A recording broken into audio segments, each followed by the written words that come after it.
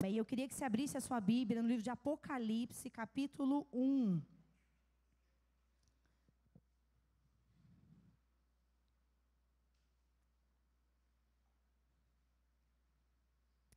Deixa a sua Bíblia aberta. Deixa eu te perguntar uma coisa. Imagina que daqui a uns 200 anos, se ainda existir mundo, imagina que alguém fosse estudar a história da nossa igreja, da PIB Matelândia.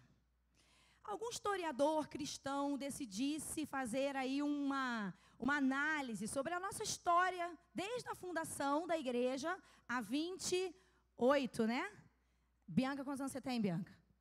Isso, é 28. Sempre comparo com a idade dela. Há 28 anos atrás, e essa pessoa fosse estudando o nosso desenvolvimento espiritual, o nosso crescimento em membresia, crescimento em ações na sociedade, crescimento na pregação do evangelho. Alguém fosse estudar a história da nossa igreja e fosse estudar os próximos anos que nós teremos. Imagina isso numa linha do tempo de 200 anos. O que será que esse historiador falaria sobre nós como igreja? O que ele falaria sobre a nossa busca por Deus? O que ele falaria dos membros dessa igreja no sentido de santidade, de comprometimento com a obra, de pregação do evangelho e tudo mais? O que será que falaria? E se eu transformar essa pergunta para mim e para você? E se eu disser a mesma coisa, mas de uma forma, da seguinte forma: se depois que você morrer, alguém decidir estudar a sua vida espiritual, desde o dia que você conheceu a Jesus, até o dia da sua morte, o que essa pessoa falaria sobre você como um cristão? O que essa pessoa falaria, por exemplo, dos seus altos e baixos espirituais? O que essa pessoa falaria sobre o quanto você buscou o Senhor durante a sua existência, o que você fez para Deus? O que será que essa pessoa escreveria? Porque quando a gente estuda a história dos grandes homens e mulheres da Bíblia, a gente faz um pente fino na vida deles, né? Vamos pensar em Davi. A gente vê quando Davi foi escolhido rei, a gente vê quando Davi teve a queda no pecado, depois quando ele se arrependeu. A gente estuda a vida, né? E se estudassem a nossa vida? Qual seria o resultado que essas pessoas lá no futuro falariam? Se inspirariam em você? Essas pessoas falariam: olha, eu quero ser um cristão igual a Josi. Olha só, quando ela tinha tantos anos aconteceu isso e ela não desistiu. Olha, depois ela velhinha e aconteceu tal coisa e ela foi para um campo missionário. Amém, Josi? Amém. Aí a pessoa estuda você. Será que a gente seria uma referência de cristãos? Hoje a gente vai falar sobre a história de uma igreja e vai entender um pouco sobre o que aconteceu com essa igreja desde quando ela nasceu, depois um período da vida dela e essa igreja nos dias de hoje, como ela está. Então eu queria ler esse texto de Apocalipse, capítulo 1, depois a gente vai pular para o capítulo 2. Versículo 1 do capítulo 1. Só para você entender o que está acontecendo aqui. Revelação de Jesus Cristo que Deus lhe deu para mostrar aos seus servos os acontecimentos que ocorrerão em breve. Ele enviou um anjo para apresentá-la ao seu servo João, que relatou fielmente tudo o que viu. Agora vai lá para o capítulo 2. Versículo 1 é uma carta à igreja que está em Éfeso. Escreva esta carta ao anjo da igreja em Éfeso. E eu queria que você colocasse, talvez, em vez de Éfeso, você lesse pensando no seu nome. Tudo bem? Vamos lá. Escreva esta carta ao anjo da igreja que é você. Esta é a mensagem daquele que segura na mão direita as 7 estrelas, daquele que anda entre os 7 candelabros de ouro. Sei de tudo o que você faz. Vi seu trabalho árduo, sua perseverança, e sei que não tolera os perversos. Examinou as pretensões dos que se diziam apóstolos, mas não são, e descobriu que são mentirosos. Sofreu por meu nome com paciência, sem desistir. Uau, que igreja, hein? Contudo, tenho contra você uma queixa. Você abandonou o amor que tinha no princípio. Veja até onde você caiu, arrependa-se e volte a praticar as obras que no início praticava. Do contrário, virei até você e tirarei o seu candelabro do seu lugar entre as igrejas. Mas há isto a seu favor. Você odeia as obras dos nicolaítas, como eu também odeio. E aí ele termina dizendo: quem tem ouvidos para ouvir, ouça o que o Espírito diz às igrejas. Ao vitorioso darei o fruto da vida que está no paraíso de Deus. Eu queria situar você um pouco do que está acontecendo aqui. Quem escreve essa carta de Apocalipse é João. E no momento em que ele recebe essa revelação de Deus, ele está exilado numa ilha chamada Ilha de Patmos. Essa ilha, projeta para mim uma foto, pode colocar a apresentação, isso. Passa para frente, depois dessa primeira imagem, por favor, passa mais uma. Isso, deixa eu ver se o meu vai, beleza. Olha lá, João está aqui embaixo, nessa ilha, uma porção de terra no meio do mar, isso é uma ilha. E aí, o anjo vem trazer uma mensagem de Jesus para as 7 igrejas que estão nessa parte da Ásia Menor. E então, cada parte desse início de Apocalipse, vocês vão ver que ele está endereçando uma carta para cada uma dessas igrejas. E a primeira igreja que o anjo vai trazer uma carta é a igreja de Éfeso, que é a mais próxima da ilha de Patmos, onde João está. Esse momento de João, ele foi o último apóstolo que ficou vivo, ele era o mais novinho. Então os outros já tinham morrido, decapitados, enforcados, todos os jeitos que você sabe que os apóstolos morreram. Sobrou João. E ele está aqui porque um imperador o mandou para lá, e ele era o pastor da igreja de Éfeso. E então, por conta da perseguição, ele é arrancado da igreja, ele é exilado. A tentativa do imperador vamos calar esses cristãos. Então, para não matar João, exilou ele. Com certeza, esse homem achou que, tirando o apóstolo do circuito, talvez o evangelho iria esmorecer. Mas não, porque o próprio Jesus aparece para ele na ilha de Patmos. O céu se abre, irmãos. E ele vai ter uma revelação de Deus, ele vai ouvir Jesus. E isso acontece de uma forma extraordinária. Mais ou menos, a gente pode dizer que esse aqui é o ano 94 depois de Cristo. O momento em que essa revelação do Apocalipse vem para João. E aí, vamos tentar entender quem era essa igreja que estava em Éfeso. Porque hoje a ideia é a gente aprender sobre a história dessa igreja. Mas, meu irmão, não esqueça que a Bíblia diz que nós somos o quê? A igreja. Então, essa palavra é para mim e para você. Não é para a igreja PIB Matelândia como uma organização. É para nós como igreja, mas pense em você, tá? Vamos ver como é que era Éfeso. Eu trouxe só algumas fotos para você conhecer um pouquinho. Éfeso era a capital da Ásia Menor. Era a segunda maior cidade que o apóstolo Paulo tinha visitado. Maior que ela, só Roma. Então, Éfeso era uma cidade muito populosa, em torno de 300 mil habitantes. Isso, para aquele tempo, gente, era algo muito grande. Ontem eu visitei uma cidade de 100 mil habitantes. E eu fiquei encantada. Eu falei, meu Deus, isso aqui é enorme. Meu Deus, é muita coisa, muito comércio. Eu falei, gente, eu vivi numa cidade de milhões de pessoas e agora uma de 100 mil me encanta. Por quê? Porque a gente é menorzinho, né? Agora, você imagina, naquele tempo, uma cidade de 300 mil habitantes. Ela era muito grande, ela era muito relevante e ela era muito rica. Bom, mais uma foto de Éfeso para você entender. Nessa cidade, tinha esse templo da deusa Diana. E isso trazia uma idolatria muito grande para a cidade. mas também trazia dinheiro, porque era como se fosse um lugar onde todo mundo das outras cidades quisessem visitar. Então, o comércio da idolatria era muito grande nessa cidade.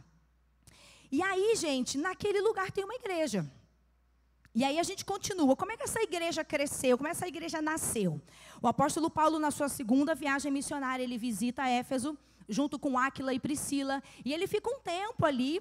Depois ele tem que ir para Jerusalém, deixa esse casal ali, e esse casal vai trabalhando, se junta a Apolo, e eles vão fazendo um trabalho ali lindo. Depois, na terceira viagem missionária, o apóstolo Paulo volta na cidade de Éfeso, e acontece um grande avivamento naquele lugar, nessa terceira vinda do apóstolo Paulo.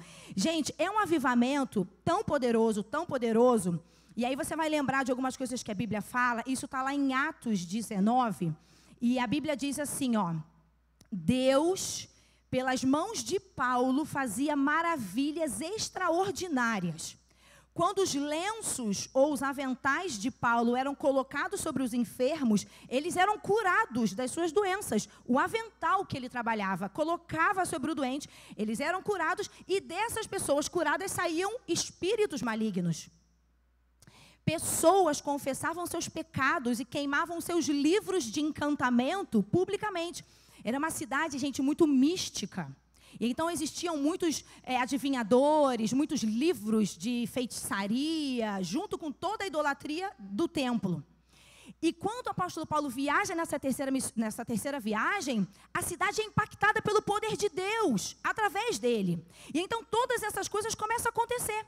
Versículo 20 de Atos diz: a mensagem a respeito do Senhor se espalhou amplamente e teve um efeito poderoso. Irmãos, a igreja em Éfeso, nesse momento do avivamento, ela explode de tamanho. Ela cresce muito. Mas ela não cresce só em quantidade, ela cresce também em algumas coisas boas. E aí, é o que a gente vai perceber. O Senhor faz alguns elogios a essa igreja, nessa carta ao Apocalipse. Mas ele faz também uma crítica e uma denúncia. E aí você pensa, Letícia, quanto tempo se passou, mais ou menos, desse período, desse grande avivamento, até esse momento em que João está na ilha recebendo uma carta para essa igreja? Em torno de 40 anos. Então pensa nisso. 40 anos passa de um grande mover de Deus na cidade, que impacta aquela igreja. Agora o Senhor está falando, vai falar algo importante para essa igreja. Porque está acontecendo algo aqui que não é bom. Os estudiosos dizem, irmãos, que a geração que viveu esse impacto do apóstolo Paulo, que viveu esse avivamento, todo aquele momento de Atos, essa geração morreu. E então essa agora, que essa carta está vindo, é a geração seguinte, que está fria na fé, que está fazendo muitas coisas boas na igreja, mas o coração está longe de Deus. E aí, volta por favor para a carta de Atos, deixa eu só mostrar para vocês. Esse é o templo da deusa Diana, 115 metros de comprimento, 55 de largura, e essa construção durou em torno de 120 anos para ser construída. Ela era muito valorizada. As pessoas olhavam para esse templo como se fosse algo... E nesse grande avivamento que acontece na cidade, como as pessoas começaram a se converter, a questão econômica da cidade foi afetada. Porque os idólatras não compravam mais as coisas da idolatria, porque os feiticeiros perderam lá aqueles que compravam os seus livros, ao ponto de que rolou um tumulto uma hora que quiseram prender e matar o apóstolo Paulo, e ele teve que sair meio correndo da cidade.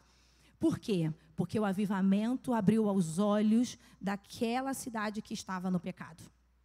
Bom, mais ou menos 40 anos se passam, esse é o templo da deusa Diana hoje.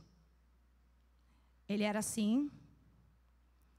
E ele foi invadido, derrubado, a cidade foi invadida, e hoje são as ruínas desse templo. Muito bem, isso é uma imagem atual, a parte de trás, esse aí é um anfiteatro, e apenas alguns momentos para você pegar. Obrigada, meninas. Você pode acompanhar aí, capítulo 2, vamos ver o que o anjo fala a essa igreja. Primeiro, os elogios. Irmão, se alguém falasse para mim que uma igreja é tudo isso aqui, eu nunca pensaria que poderia ter algo de errado com a igreja. Vamos falar de igreja sendo você e eu, tá? Não esquece disso. Se alguém falasse isso de uma pessoa, eu ia dizer, tá top. Crente exemplar. Vamos lá. Versículo 2, ele diz assim: sei tudo que você faz. Vi o seu trabalho árduo e a sua perseverança. E sei que você não tolera os perversos. Para aqui. Sabe o que Jesus está dizendo sobre a igreja? Que é uma igreja que trabalha muito. Que é uma igreja ativa. Que é uma igreja que se movimenta no serviço. E está dizendo também que é uma igreja que persevera. Ele conta que existem pessoas perversas tentando entrar na igreja e corromper a igreja. E ele está dizendo assim, olha, vocês estão se levantando contra essas pessoas. Que bom! Isso é muito legal sobre vocês. E aí ele continua o versículo. Eu sei também que você examinou as pretensões daqueles que se dizem apóstolos, mas eles não são. E você descobriu que eles são mentirosos. O que acontecia? Algumas pessoas viajavam às igrejas pregando lá o evangelho, mas eram pessoas que se auto-intitulavam apóstolos. Mas não eram. E essa igreja conseguiu discernir que algumas pessoas que se davam esse título não eram. E aí o anjo diz, que bom, vocês também conseguiram perceber isso e não deixar que isso entrasse dentro da igreja. Aí continua. Versículo 2 ainda. Versículo 6 agora. Olha lá, vai lá para frente. Vocês odeiam as práticas dos nicolaítas. Os nicolaítas, irmãos, eram falsos líderes que pregavam assim, pode pecar muito, pode pecar bastante, porque quanto mais você pecar, mais a graça te alcança. Então eram ensinamentos profanos. E essa igreja disse, não, está errado isso. Então, o anjo está dizendo, que bom, vocês também resistiram a esse ensinamento errado. Ou seja, irmãos, era uma igreja que estava buscando obedecer a palavra.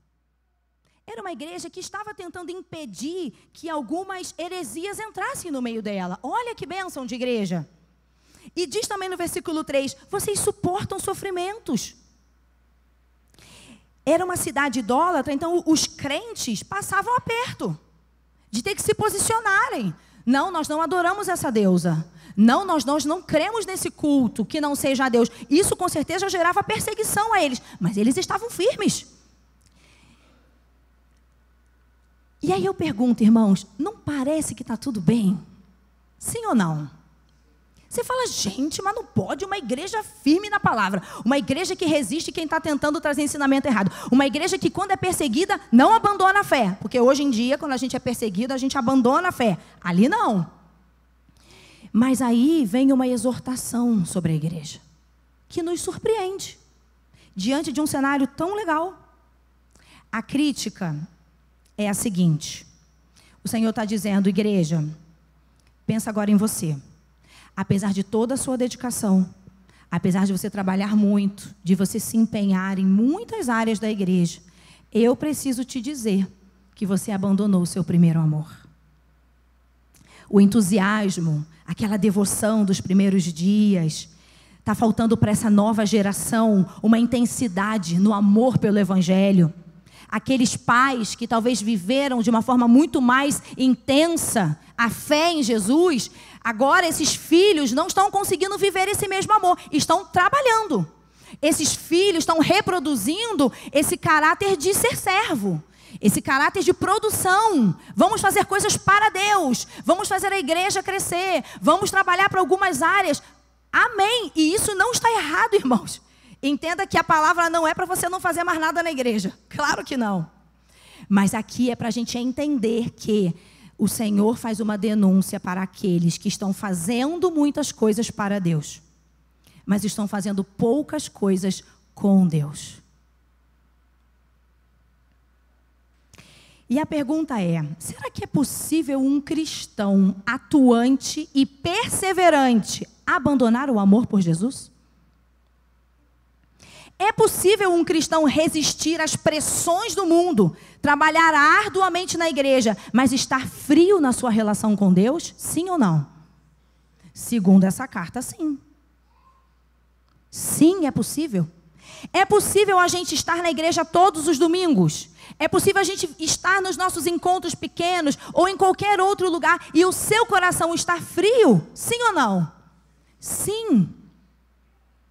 John Flavel diz: a maior dificuldade na conversão é ganhar o coração para Deus. E a maior dificuldade após a conversão é manter o coração em Deus.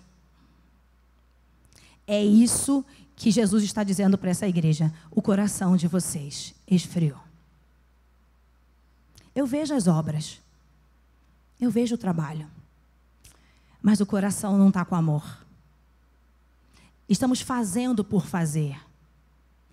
Mas não estamos mais vivendo o ardor. E aí a pergunta é, Letícia, mas o que é o primeiro amor? O que é para você um primeiro amor? O que você entende?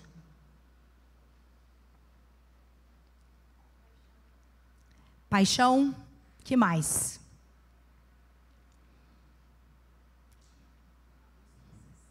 Uma busca incessante. Uma entrega. Anseio por mais de Deus. Sem limites. Andar junto sempre. Ser aprovado. Irmãos, é tudo isso aí mesmo. Você já se apaixonou por alguém? Os casados, se os casados não disserem que sim, vamos ter um problema aqui nessa noite, né, irmãos? Porque começa com a paixão, né? Depois a gente vai migrando, né? E sai daquela... e vai pro amor, que é mais cauteloso, é mais sereno, mas é maravilhoso também, né? E é muito interessante que Jesus, ele fala que a igreja é sua noiva. Então, a gente pode usar uma metáfora aqui de um casamento tranquilamente, que a gente vai entender isso muito bem. Gente, antes do casamento, quero que você entenda o que é o primeiro amor. Preste atenção nisso. É uma resposta inicial que nós temos quando conhecemos a Jesus. É aquele primeiro movimento quando a mensagem do Evangelho chega na sua vida e você se encanta com esse Deus. E você diz, como pode Ele me amar? Sério que Ele morreu por mim? Eu, sendo essa pessoa? Sim. E aí você começa a experimentar esse amor e isso vai aquecendo o seu coração. E você vai experimentando mudanças na sua vida. Você vai olhando um mundo diferente. Você se relaciona com as pessoas de uma forma nova. Você tem alegria. O coração queima. Como disse John Wesley. Agora eu tive o meu coração aquecido, porque antes eu não tinha e eu já era um pregador da palavra.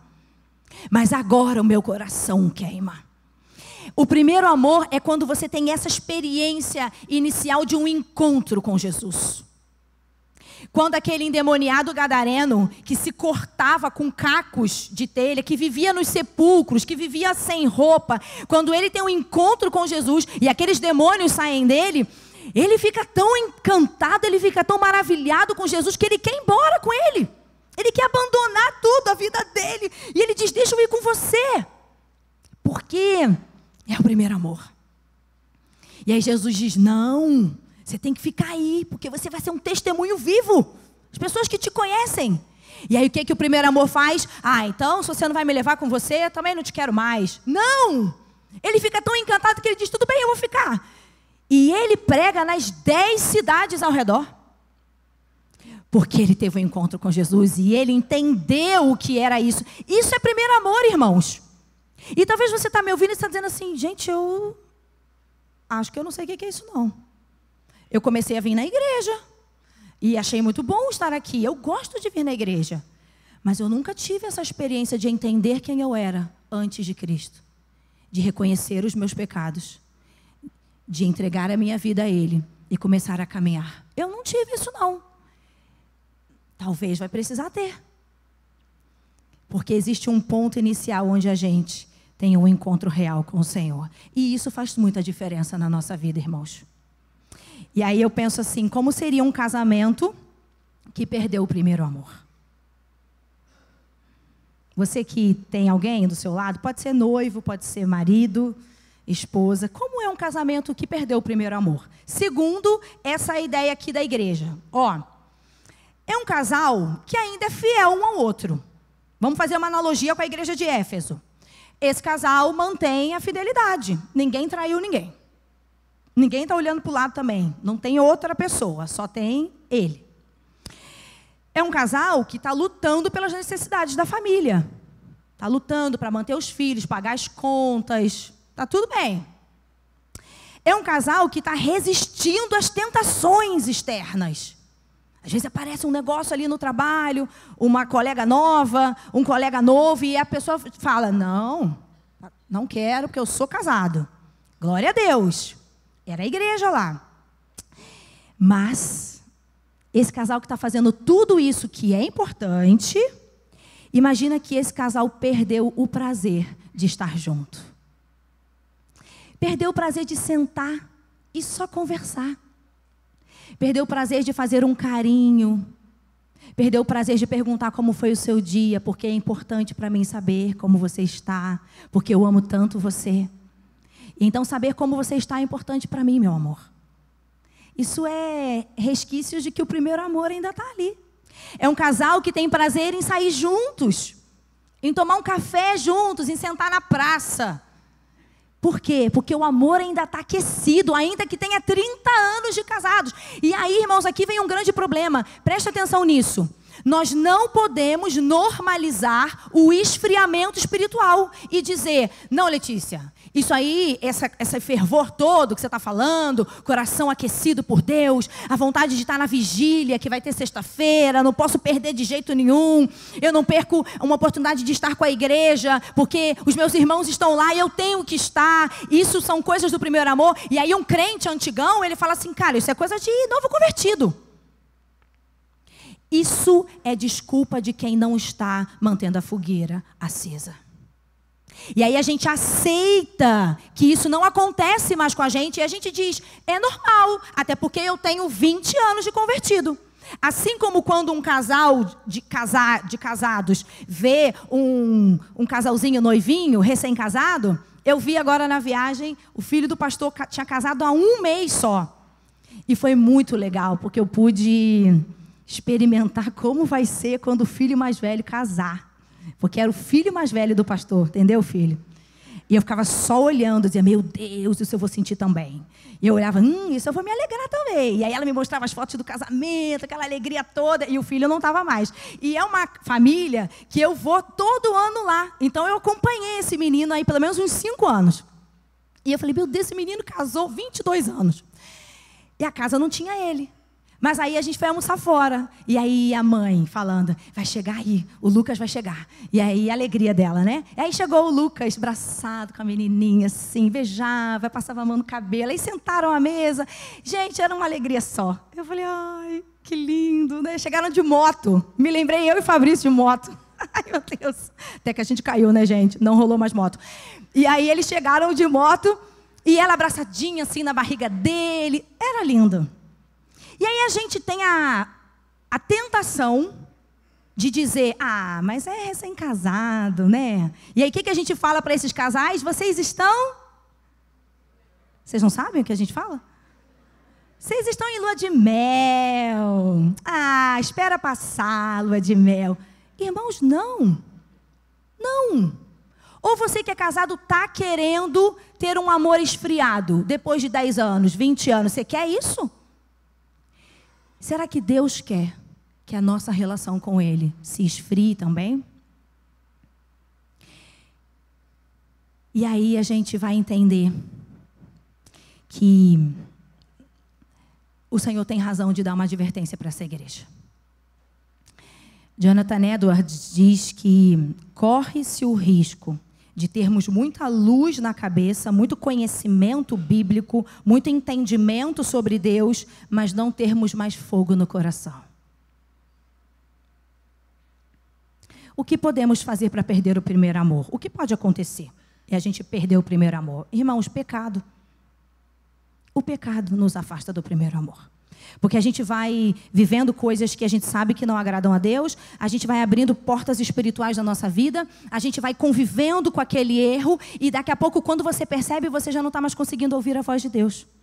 Você já não está mais com vontade de buscar a Deus. Você já não está mais interessado nas coisas da igreja. Você não quer mais. Por quê? Porque de alguma forma você deixou o pecado ficar mais forte do que a busca por Deus. Então, sabe aquela história de ou você alimenta a carne ou você alimenta o espírito? E quem está mais forte na sua vida? E eu quero te perguntar, quem está mais forte na sua vida hoje? A sua carne, que são os seus desejos, as suas vontades, aquilo que você quer fazer, independente do que Deus pensa, ou o seu espírito, se fortalecendo na busca pelo Senhor, crescendo nele. Quem está mais forte hoje na sua vida? Dependendo de quem estiver mais forte, nós podemos entender que nível está o seu amor por Deus. Então, o pecado, sim, ele é o maior vilão para o esfriamento espiritual. Às vezes, irmãos, a falta na busca por Deus nos tira o primeiro amor. Por exemplo, se você todos os dias chegar em casa e você não procurar a pessoa que está lá, pode ser seu pai, sua mãe, seus irmãos, seu marido. Se você nunca procurar para saber nada sobre essa pessoa, o que vai acontecer com o relacionamento? Vai esfriar. Você já teve amizades que um período de tempo ela era muito intensa? Você sabia tudo da pessoa. Acontecia uma situação do trabalho e você mandava uma mensagem. Acontecia uma coisa boa e você contava. Já teve uma amizade assim? As mulheres são mais intensas na amizade, né? E de repente passa um tempo e você não busca mais a pessoa, vocês se afastam, muda de cidade. E aquela amizade vai murchando. Você gosta da pessoa, mas... Já aconteceu isso com vocês? Irmãos, comigo já aconteceu. A amizade que eu falei, não, isso aqui nunca na vida vai esfriar, porque a gente sabe tudo uma da outra. Eu nem falo mais com ela hoje. E eu gosto dela, uma pessoa de Deus, está lá no Rio. Mas eu nem tenho mais contato. Por quê? Porque eu não nutri. Porque eu não coloquei lenha. E a fogueira apagou. É assim que acontece.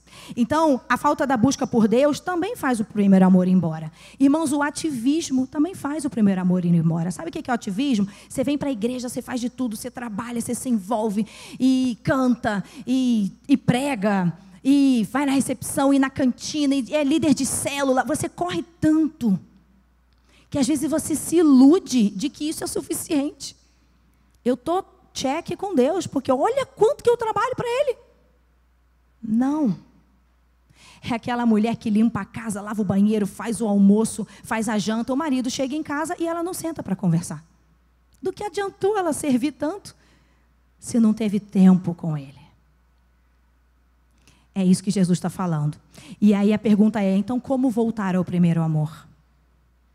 Como voltar? E o Senhor, Ele dá apenas 3 passos e eu quero terminar com essa parte. A primeira orientação está no versículo 5. Olha lá, por favor. Diz assim. Diz assim.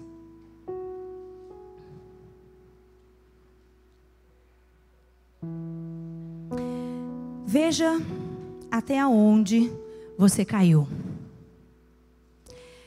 A primeira parte para a gente voltar ao primeiro amor, meus irmãos, é a gente ver, reconhecer aonde a gente caiu. Onde foi que você perdeu o seu primeiro amor? Se isso se encaixa com você. Porque talvez você diga, Letícia, meu amor por Deus está cada vez mais aquecido. Amém, glória a Deus. Letícia, eu tenho tido experiências com Deus maravilhosas. Que bom, meu irmão. Mas eu quero dizer para aqueles que entendem que de fato talvez o primeiro amor esfriou. A primeira orientação é, lembra aonde você caiu. Quando você parou de buscar a Deus?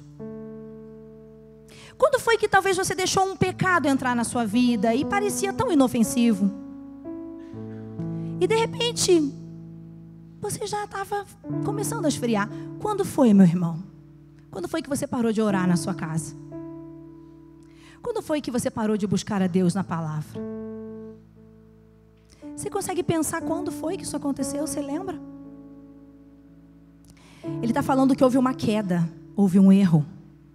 Porque ele diz, lembra de onde você caiu. Então afastar-se do primeiro amor, Jesus está dizendo que é uma queda. Pode ter sido uma prática de pecado, que você tenha se afastado da presença de Deus. Pode ter sido uma negligência em você priorizar os seus momentos com Deus. Pode ser quando você começou a trabalhar demais. Quando você começou a correr atrás de tantas coisas e isso começou a ocupar a prioridade da sua vida. Pode ter sido nesse momento. Pode ter sido um momento em que você se decepcionou com alguém. Pode ter sido quando você teve uma frustração. Às vezes na igreja. Às vezes você teve uma frustração na sua vida pessoal e isso te desanimou. E aí você deu uma pausa na sua fé. Só que preste atenção. Você talvez não deixou de vir à igreja. Você só esfriou o coração. Você está aqui. Glória a Deus por isso. Porque é aqui que o Senhor vai aquecer nosso coração. Mas você precisa se lembrar onde foi que isso parou. A segunda orientação que ele diz é: se arrependa. Se arrependa. É necessário ter um quebrantamento. É necessário que a gente diga assim: Senhor, perdão. Perdão, Senhor. Como pode que eu estou colocando as minhas coisas, os meus interesses pessoais, a minha busca pelo dinheiro, pela carreira, como pode que eu coloquei isso no teu lugar na minha vida, Pai? É quando um marido chega para a esposa, ou a esposa para o marido e diz assim: olha, me perdoa. Eu estou tão envolvido com a minha vida pessoal que eu nem estou olhando para você. E olha como você está triste e eu nem percebi. E isso acontece nas nossas relações e também acontece com Deus. Então lembra aonde você caiu. Se arrependa. O arrependimento não é só derramar lágrima e amanhã fazer de novo. Não é você pedir perdão para alguém e dizer: olha, perdão, amanhã eu estou fazendo de novo. Isso não foi um pedido de perdão com um arrependimento. Porque o arrependimento, gente, ele gera dor. Sabe quando você vai a Deus com um coração assim: Deus, perdão, olha o que eu fiz. Isso gera um constrangimento que na hora de eu pensar em fazer de novo, eu vou lembrar do quanto eu sofri para pedir perdão a Ele. Para sentir essa dor indo embora. Então o arrependimento, ele às vezes nos ajuda a não pecar de novo. E a terceira coisa, no versículo 5, ele diz: depois que você lembrou aonde você caiu, depois que você já se arrependeu, a terceira coisa é: volta às práticas dos primeiros dias. Ele está falando que tem um movimento que a gente vai ter que fazer. Não é só eu me arrepender, eu me quebrantar e falar: então tá, Deus, agora estamos bem. Não. Você vai ter que voltar a tomar café com a sua esposa. Você vai ter que voltar a mandar mensagem para ela perguntando como ela está. Você vai ter que voltar a procurar a pessoa que você está distante. Então com Deus não é diferente. Se eu quero voltar ao primeiro amor, segundo a palavra, Ele está dizendo: volte a fazer as coisas que você fazia quando você conheceu a Jesus. Retome sua vida de oração. Volte a buscar a Deus na palavra. Retome a sua comunhão com a igreja.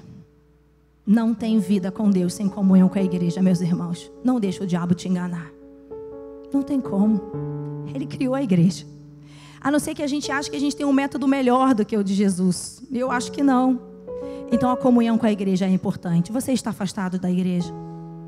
Talvez você veio aqui hoje, mas você está distante da noiva de Cristo. E aí você está ouvindo Jesus dizer: meu filho, volta. Volta às práticas do primeiro tempo. Outra coisa, gasta tempo com Deus. Irmãos, quando a gente ama alguém, a gente nem vê o tempo passar. Sim ou não? Quando você está com Deus, você vê o tempo passar? Alimente o seu amor por Deus. E para terminar, ele faz uma promessa. Ele diz assim: ao que vencer. Então, olha que lindo, Jesus está fazendo todo um panorama. Ele faz muitos elogios para essa igreja. Ele está dizendo assim: gente, eu estou vendo o que vocês estão fazendo. Muito bom, isso é ótimo. Mas vocês abandonaram o primeiro amor. E aí ele dá a solução do problema. Lembra onde você caiu. Se arrependa. E volte a fazer as coisas que você fazia no início. Aí ele termina com uma promessa. E a promessa é: ao que vencer. Ou seja, se você conseguir mudar isso na sua vida, você vai comer da árvore da vida que está no meio do paraíso de Deus. Ah, Letícia, então eu achei que a recompensa era aqui nessa terra. Só quando eu morrer.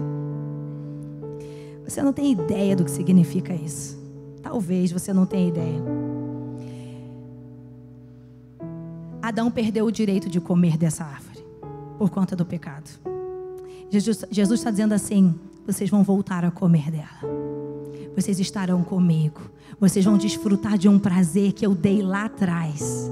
Vocês vão ser resgatados em ter essa alegria. Então, vale a pena lutar para voltar ao primeiro amor. Irmãos, a vida que agrada a Deus não é só sobre fazer boas obras ou trabalhar arduamente na igreja.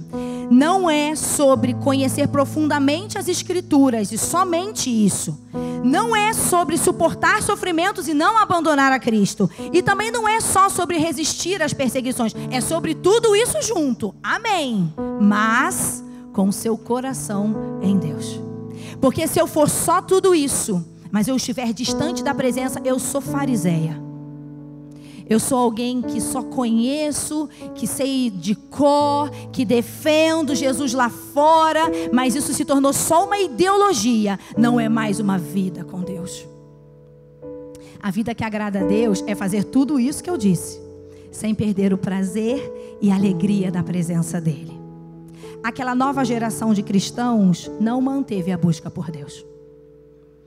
O coração parou de desejar ardentemente mais do Senhor. Eu não sei se você sabe, mas essa igreja de Éfeso, ela morreu. Ela não existe mais. Então houve uma exortação, mas não houve a resposta que deveria ter havido.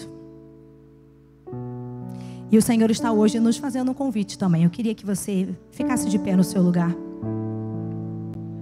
Você pode fechar os seus olhos, meu irmão.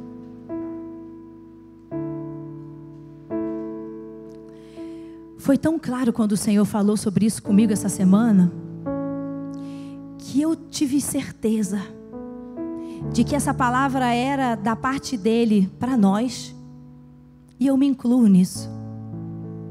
Porque ele está dizendo para você assim: filho, eu estou com saudade de você. Eu reconheço tudo que você faz, mas eu sinto falta de ter você na minha presença, em oração. Eu sinto falta de ver você me buscando na palavra, para que você me conheça cada vez mais. Eu sinto falta dos seus jejuns. Eu sinto falta de você adorando e sentindo a minha presença no meio dos louvores. Eu sinto falta de ver você chegando em casa e desejando um canto para ficarmos a sós, só nós, e eu poder falar com você e você falar comigo. Eu sinto falta. E eu quero dizer para aqueles que talvez nunca experimentaram isso: Letícia, do que você está falando? Porque eu nunca fui esse crente. Mas hoje é dia para você começar a ser. E dizer: Deus, eu quero ser esse filho. Eu quero ser, Deus, essa noiva que o noivo está dizendo: eu quero que você me ame com seu coração. Nós vamos cantar uma canção. E agora é o seu momento com Deus. Com esse Deus que visitou João e disse: fala para aquela igreja, fala para aquelas pessoas que eles precisam virar o coração, que existe uma forma de viver a fé que eles não estão experimentando. Então, meu irmão, agora é o seu momento com Deus. E você pode falar para Ele o que você quiser, mas lembre-se dos 3 passos. Lembra-te de onde você caiu. Se arrependa de todo o coração e decida hoje voltar às práticas ou começar as práticas de buscar a Deus. E a pergunta é: enquanto a gente canta, se o Espírito Santo está falando com você, eu quero te convidar a se mover do seu lugar e vir aqui. E talvez essa frente aqui vai ser pequena. Nós vamos tirar o púlpito e você pode subir aqui.